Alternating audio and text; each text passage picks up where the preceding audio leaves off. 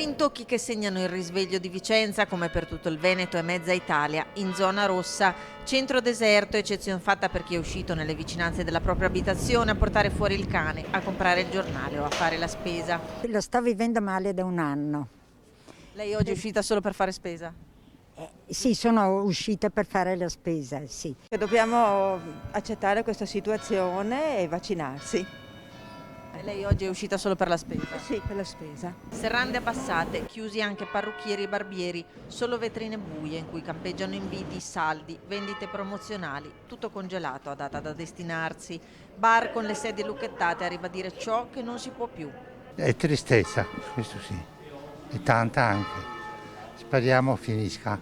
Non si è più liberi di fare nulla, anche se si può fare qualcosa, ma è imposto, quindi sempre le cose imposte limitano la nostra libertà.